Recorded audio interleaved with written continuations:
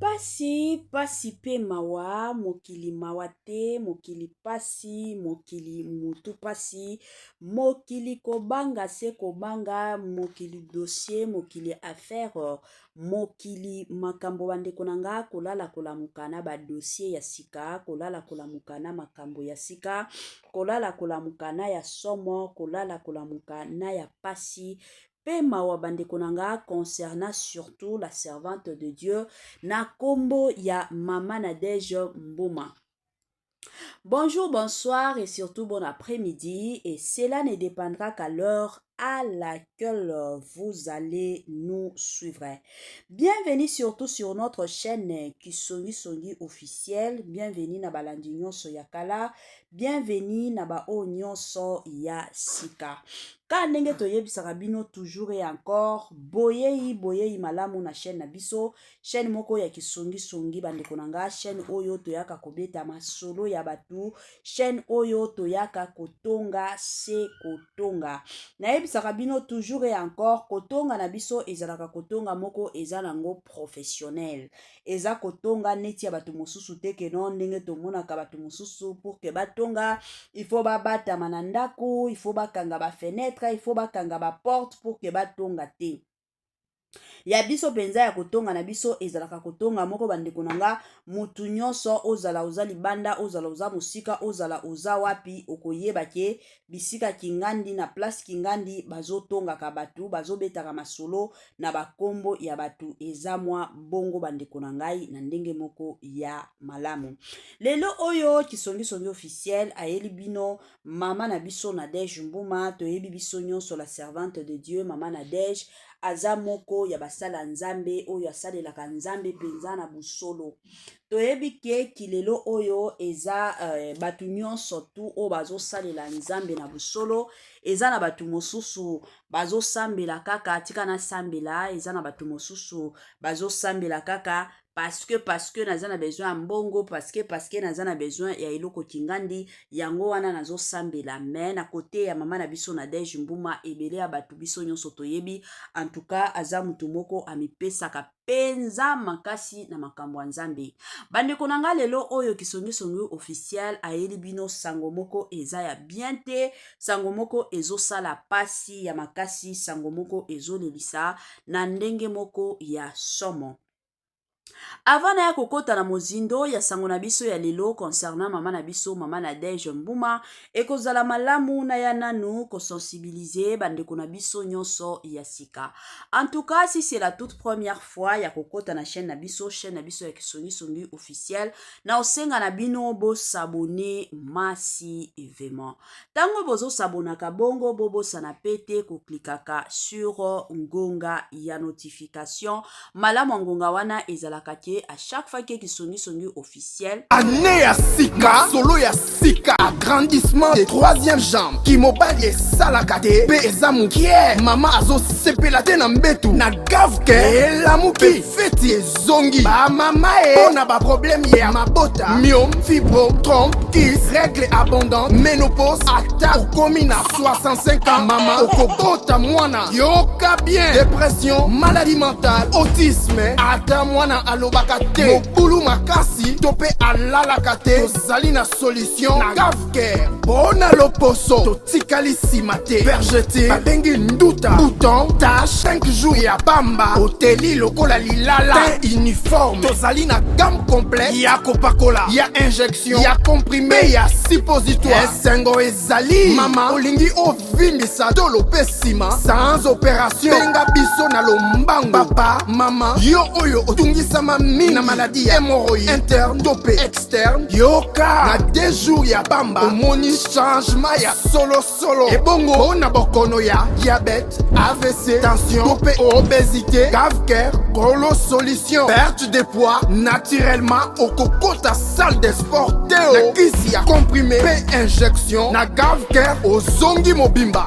Ba produit na biso ezali 100% naturel et salemi na ba plan na ba industrie Allemagne pe Angleterre na gavker oko sepela. la santé n'a pas de prix, la famille, quand ndenge toyebi sarabino, la santé n'a pas de prix, bate la santé na yo, soki oko bate la santé na yo te, mutumoko te, arotikala ko bate la santé na yo. Nalobaka toujours et encore, santé babate la kango, santé bande konanga batali la kango, soki omonike na kote na yo ozomi yo ka bien te, en tout cas benga gaf cœur na lombangu, aya kosunga yo na ndenge moko pe na système moko ya kitoko penza mingi makasi.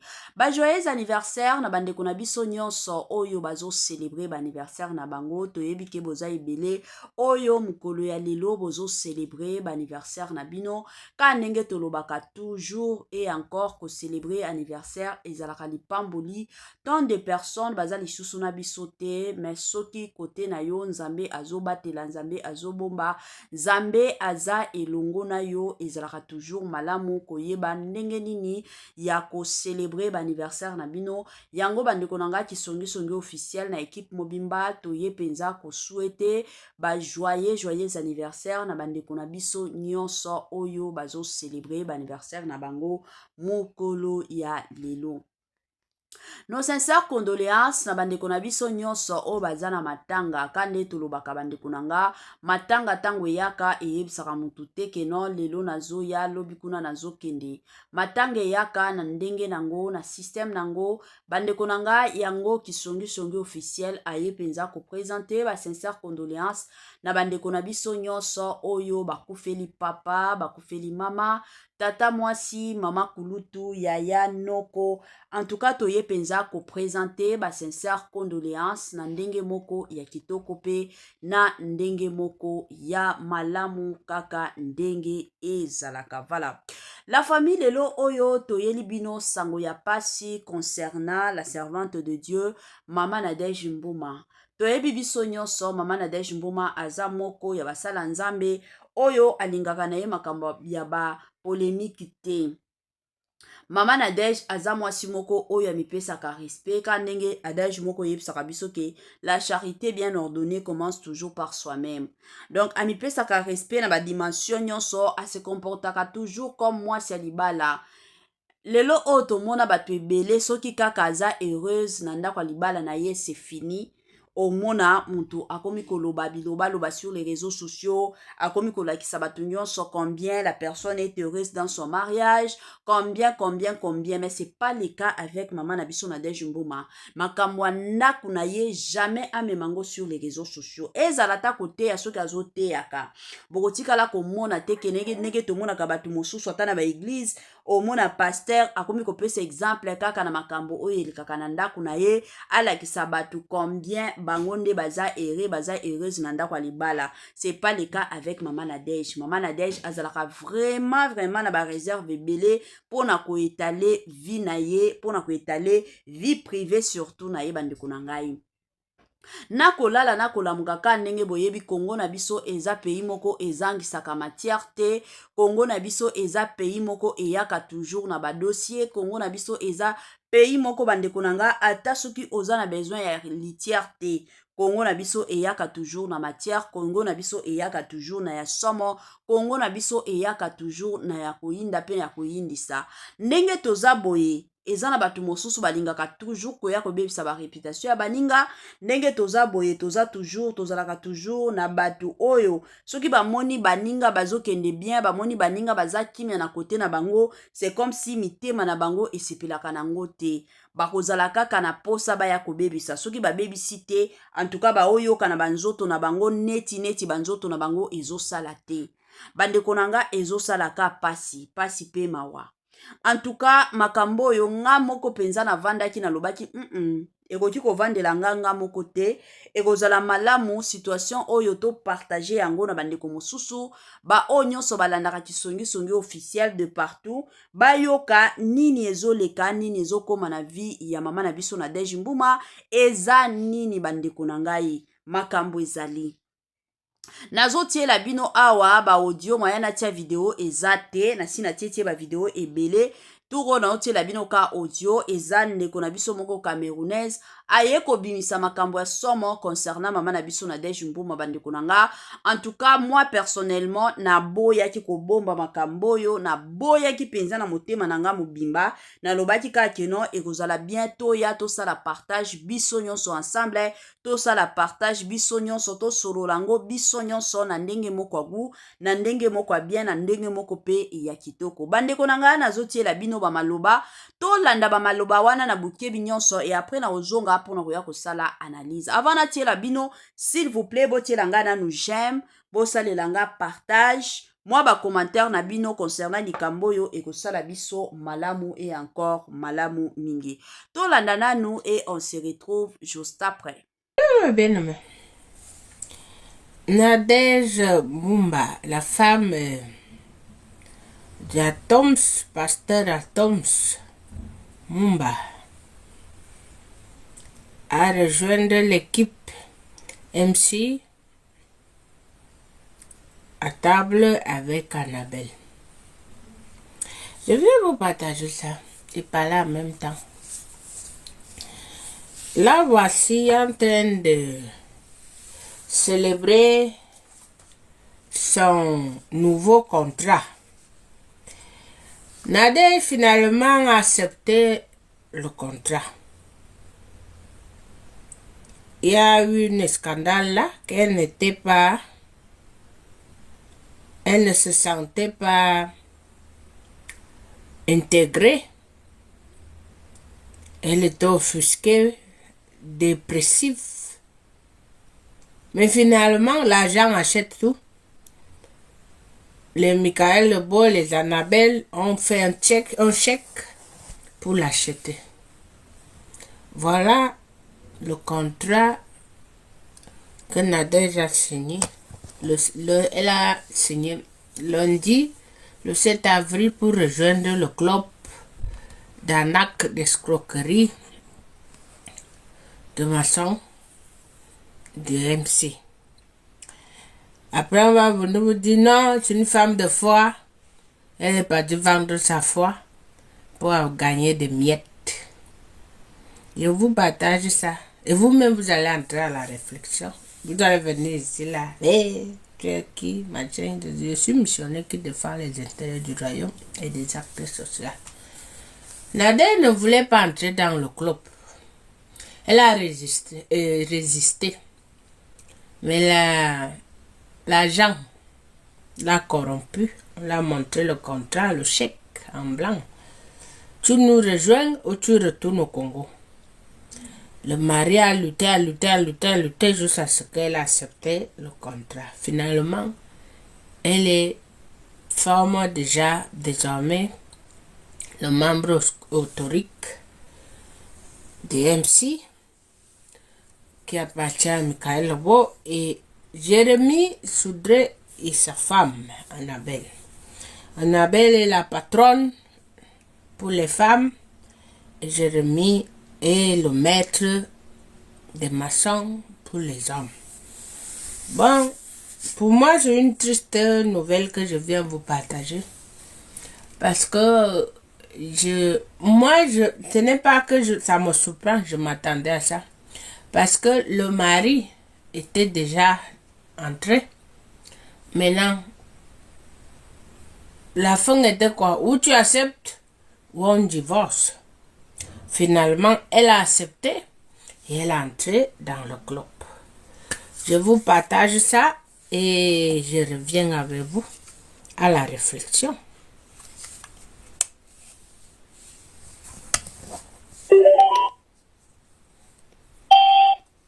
Comme on vous dit que l'argent. Très heureuse d'avoir rejoint l'équipe à table avec Annabelle. Que de moments magnifiques avec toutes ces servantes de Dieu, ces filles, des fous rires, des taquineries, mais surtout des moments où nous nous fortifions les unes que les autres.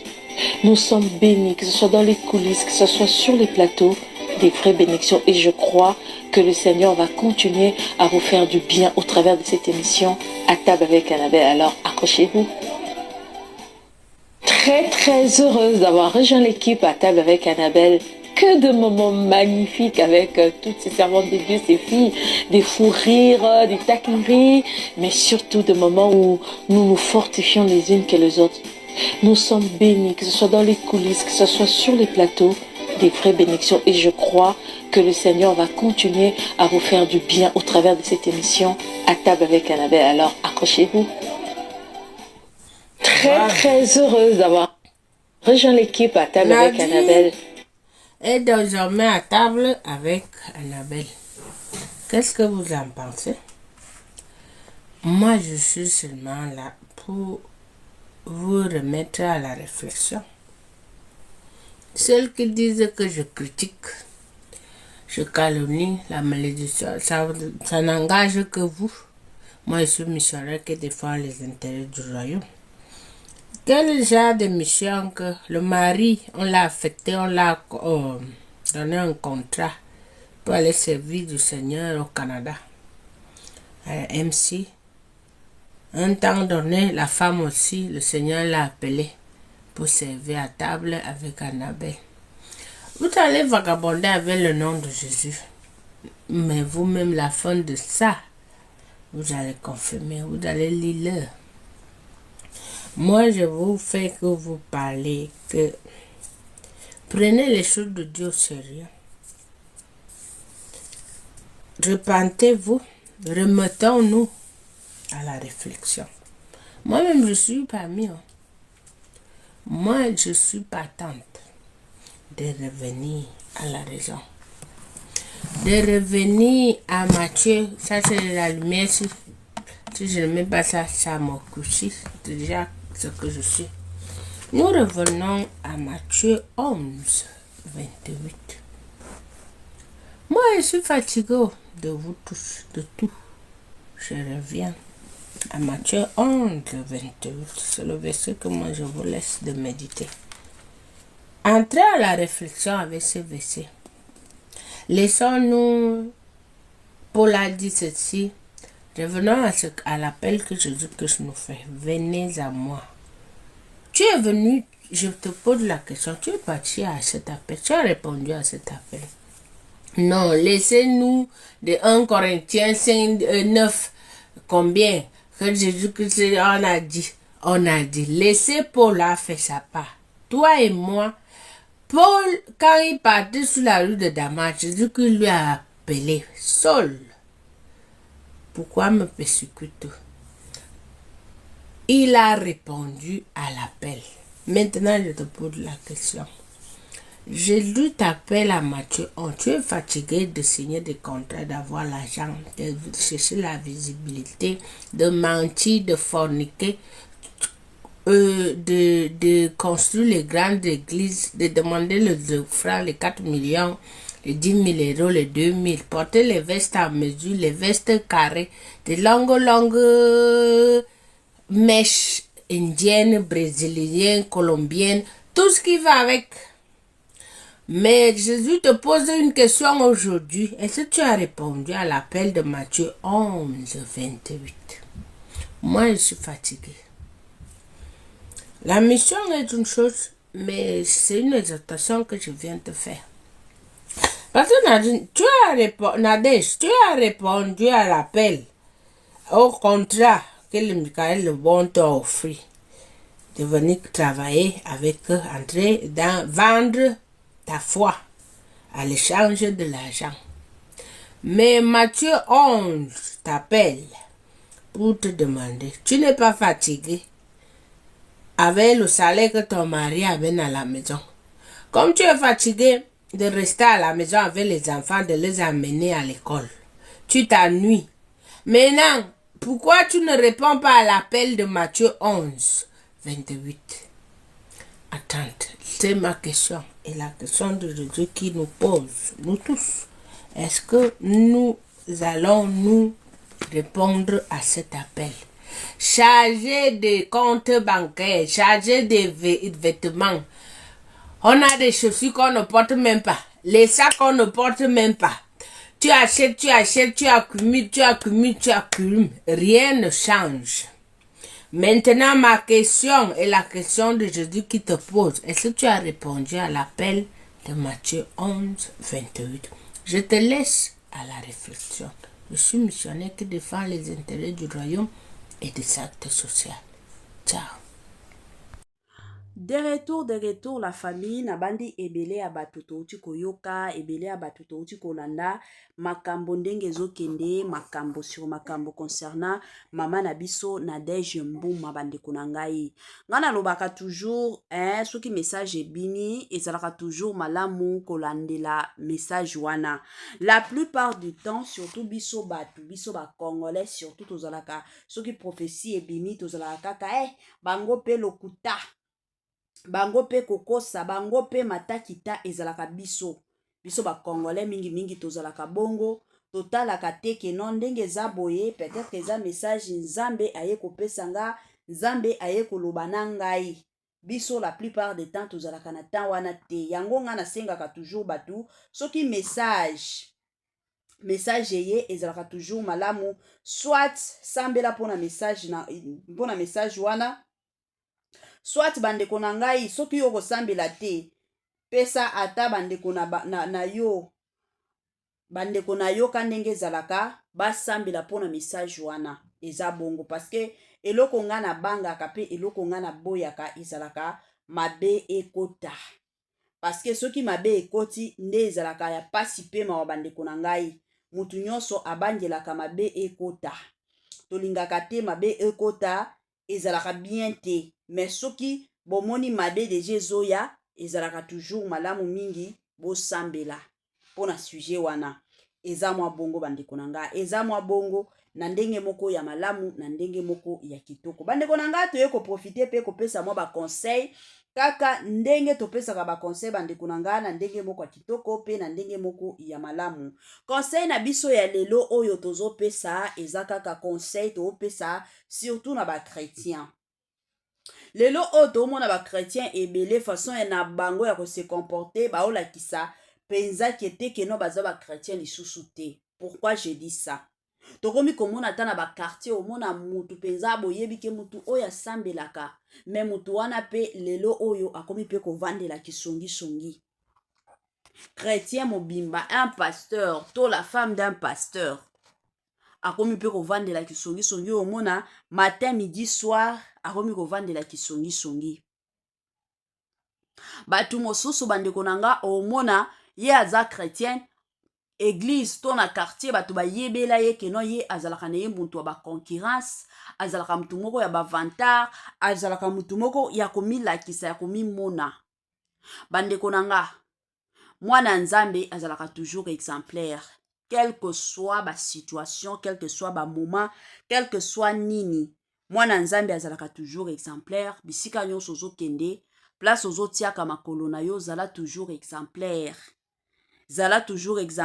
oyo bato ata de loin bamoni balobi o penza azoreflecte image ya nzambe ke ozala mutu moko bato nyonso soki bamoni yo bato nyonso soki basentir bayebi deja keno place wana satana nde avandaka esalaka pasi tala kaka oza mutu moko osambelaka na eglize yo kutu okonzaka na kokonza banini bapriere me na quartier na bino ozalaka kaka bato nyonso osololaka na bango te ka ndenge ezalaka mutu moko peut-être ainvita mutu moko ya quartier na bino aya boye na eglize akuta yo nde mutu ozokonzaka eglize en tout cas esalaka soni esalaka pe pasi yango ezalaka toujours malamu nga nalobaka toujours eza na bacomportement mosusu oyo de notre côté tokokaka te peut-être ozokoka te kokweyisa bacomportement mosusu me mutu oyo azalaka na bacapacité ya kokweyisa biso bacomportement ya mabe ezalaka nde nzambe mutu akweyiselaka biso bacomportement nyonso ya mabe oyo ezalaka na kati na biso alors soki oza parmi bato oyo baza na bacomportement moko ya mabe de ton côté omeka omonaka keno changement eza te en tout cas senga Saint-Esprit ebrise yo parce que yango soki ye Saint-Esprit akoti na vie na yo achangeaka okozala créature plutôt ya sika Saint-Esprit azalaka bongo Saint-Esprit akendaka pe bongo atransformaka pe bavi na biso wana ezalaka penza makambo ya Saint-Esprit ezalaka penza mosala ya Saint-Esprit yango bandeko na nga ka ndenge ezalaka na ye penza kopesa mwa conseil toyebaka pe ndenge nini ya kotambola bizaleli na biso. En tout cas tozalaka toujours et encore ba exemplaire bisika nyonso tozali ekozalaka toujours malamu. Kozala te ke mutu to ke no soki bato bamoni yo deja bamoni ke problème yango wana ezoya, makambo yango wana ezoya. Tozalaka bato moko ba exemplaire, tozalaka bato moko oyo soki oye bisika, soki kimia ezalaki te ezalaki kaka matata yo yaka kotia kimia. Eza na bato mosusu bazalaka basala ya Nzambe, mais soki ake bisika bato bazalaki na kimia ye tango akokota kaka matata ebandi, bato bakomi koswana. Ezalaka bien te, tozalaka ba exemplaire bisika nyonso tozali, bisika nyonso tozokendaka, makambo na biso nyonso tosalaka, tozalaka ba exemplaire bandeko nanga, esalaka toujours bien. En tant que bana Nzambe, en tant que batu, zala penza exemplaire. Zala mutu oyo a partir ya comportement na yo ebandaka koteyaka bato. Bandeko na ngai yango bomona bandeko na biso mosusu mutu akufi ole bato balela mutu wana akufi yo mawa tokotikala koyoka lisusu mongongo na ye te, tokotikala komona ye lisusu te, me bato bakomi kosepela balobi l'essentiel akei mwa songi na quartier moko akufi awa sikoyo tokopema mwa songi ekodiminue. Esalaka pasi. Moi je me rappelle eza na ndeko moko akufa. Tango akufa wana na matanga batu batonga ndeko wana na niveau moko bokoki kozwa ide te. Batonga ye batonga se kotonga. Nga kutu na kanisa eza kaka na matanga batu bakotika kotonga. Tina jour tozokende kokunda sister wana. Batu ezalaki somo bandeko na nga kotonga ebembe bokoki ko imagine te. Nga moko kutu na vanda na lobi Nzambe na lola Nzambe na bomo makambo na zomona eza ya solo to makambo ona omona eza ya solo te. Kotonga bazotonga ebembe na niveau moko bokoki kondima te la famille. Yango na ye kopesa kaka ba conseil bandeko na nga toyeba ndenge nini ya kovandaka na baninga.